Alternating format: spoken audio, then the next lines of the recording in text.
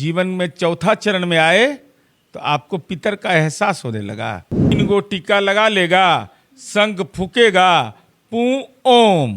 पिंडदान करने गए राबड़ी देवी। मैं बता रहा हूँ। व्हील चेयर से गए हैं, लेकिन बजाबता नाव से पूरा एनडीआरएफ एसडीआरएफ की टीम रहती है। यही सब बोलते तो फंस जाते। राबड़ी देवी सदन में आपको किस तरीके से बोली थी, नाम लेकर के, हाथ दिखा के कि आप फंसाते हैं लालू जी को? हम फंसाते हैं? बोलते हैं ना, आपको राबड़ी देवी ने बोला था ना। बोलेंगे नहीं? कह रहे हैं कि सम्मान नहीं मिला, सम्मानजनक सीट तो 2000 माननीय जीतन राम मांझी जी की चिंता मत करिए, मतलब सेट हो गया, सब सेट है एकदम। सम्मानजनक सीट एकदम सबको सम्मान मिलेगा, सबको प्रतिष्ठा मिलेगी। नमस्कार, आप देख रहे हैं देशवा न्यूज, आपके साथ मैं हूं राजनंदिनी। सुबह सुबह राजद सुप्रीमो लालू प्रसाद यादव गया जी में पहुंच जाते। गया जी में राबड़ी देवी के साथ साथ आरजेडी सुप्रीमो लालू प्रसाद यादव भी पहुंचते। वैसे में ये समझे कि वो लोकसभा क्षेत्र है जीतन राम मांझी का, वही जीतन राम मांझी जो कि एनडीए से खफा चल रहे हैं।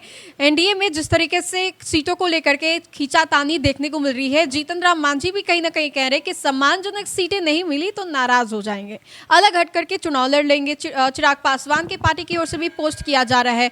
अब ऐसे में बातचीत करने के लिए हमारे साथ जदयू के मुख्य प्रवक्ता एमएलसी नीरज जी हैं। इनसे जानते हैं कि क्या हो गया है, सुबह सुबह लालू यादव एक्टिव आ रहे हैं, नहीं गया जी में चले गए? नहीं, अपने दौर में तो गया कहा, नीतीश कुमार जी के दौर में वो गया जी हो गया। लालू जी को इस बात का एहसास नहीं था कि पूरी दुनिया से पितर के सम्मान व्यक्त करने के लिए, पिंडदान के लिए लोग गया आते हैं। तो नीतीश कुमार जी ने राजकीय मेला का दर्जा दिया। अनुमानित 20 करोड़ 25 करोड़ रुपया हर सरकार खर्च करती है। सवाल यह है कि आप तो उस परंपरा के लोग थे कि 3 गो टीका लगा लेगा, शंख फूकेगा, पू ओम। यह लालू जी का कहा हुआ स्वर्णिम वचन है। और आज जब जीवन में चौथा चरण में आए तो आपको पितर का एहसास होने लगा। पिंडदान करने गए राबड़ी देवी। मैं बता रहा हूँ। तो पिंडदान करने के लिए आपका जब राज था मान्यवर लालू जी, तब बालू खोद के लोग निकालता था। आज दुनिया का एशिया का नहीं, दुनिया का सबसे बड़ा रबर डैम नीतीश कुमार जी ने गया जी में बनाया। माँ सीता का श्राप था कि फल्गु में पानी नहीं हो सकता है, लेकिन भागीरथी प्रयास नीतीश कुमार जी का हुआ कि आज रबर डैम है। और जाइए, स्नान भी करिए, पिंडदान भी करिए, सरकारी सुविधा भी लीजिए।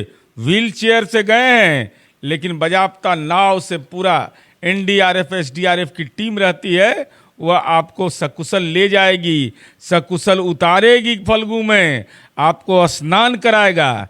लेकिन लगे हाथ दान कर दीजिए ना। नहीं करेंगे दान? अरे दान वो वाला दान से होगा। स्वर्गीय मंगरू राय जो आपके बड़े भाई थे, उनका जो जमीनवा लिए वो दान कर दीजिए, लौटा दीजिए। राबड़ी देवी जी के चाचा थे नाटा चौधरी जी, उनसे नौकरी के नाम पर जो जमीनवा लिए वो दान कर दीजिए। और उस दलित अति पिछड़ा अल्पसंख्यक जिनका राजनीति और नौकरी के नाम पर आपने जमीन लिया, आज इससे सुनहरा मौका जीवन में नहीं मिलेगा। नीरज जी, आप यही सब बोलते तो फंस जाते। राबड़ी देवी सदन में आपको किस तरीके से बोली थी, नाम लेकर के, हाथ दिखा के कि आप फंसाते हैं लालू जी को? हम फंसाते हैं? बोलते हैं ना, आपको राबड़ी देवी ने बोला था ना। बोलेंगे नहीं? हम पर अपराध हम करेंगे तो हम पर बोलेंगे नहीं? बोल रहे कि फंसाते हैं, कुछ नहीं है, सब लालू जी की, ये राबड़ी देवी ने बोला था। तो लालू जी ने किए? कौन दान करने के लिए गए आज पिंडदान? अरे लालू जी ने करने गए हैं राबड़ी देवी। तो दोनों अपने पितर का दान करने गए। संपत्ति दान नहीं करिएगा, संपत्ति दान करिएगा तो मोक्ष मिलेगा, राजनीति में मोक्ष मिलेगा। इसलिए कोई कहता है इसकी चिंता हम नहीं करते हैं, हम अपने मुद्दे पर कायम रहते हैं। 43 बीघा 12 कट्ठा 16 दूर कहाँ से पटना में जमीन ले आए आप? आखिर कहाँ से ले आए? कौन पिछड़ा को है, कौन यादव समुदाय के लोगों को है, कौन दलित को है? किसी को जमीन इतना नहीं होगा जितना जमीन इनके पास उपलब्ध है। मांझी जी के लोकसभा क्षेत्र में जा रहे हैं, मांझी जी नाराज चल रहे हैं, कह रहे हैं कि सम्मान नहीं मिला, सम्मानजनक सीट तो 2000। जीतन राम मांझी जी केंद्रीय कैबिनेट के मंत्री हैं। दशरथ मांझी का भी है, माउंटेन मैन, जो पहाड़ तोड़ रहे थे, जिन पर किसी की नजर नहीं गई। नीतीश कुमार जी की नजर गई और उनको मुख्यमंत्री के कुर्सी पर बिठाया। माननीय जीतन राम मांझी जी की चिंता मत करिए, वो दिल जीते हुए एनडीए का। मतलब सेट हो गया, सब सेट है एकदम, सम्मानजनक सीट। एकदम सबको सम्मान मिलेगा, सबको प्रतिष्ठा मिलेगी। जैसे लोकसभा चुनाव में कोई झंझट नहीं हुआ, वैसे विधानसभा में भी नहीं हुआ।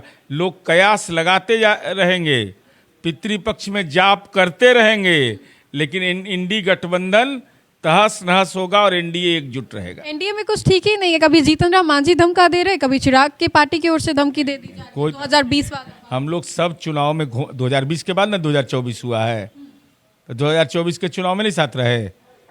24 वाला प्रेरणा नहीं मांगने, 20 वाला माने हम।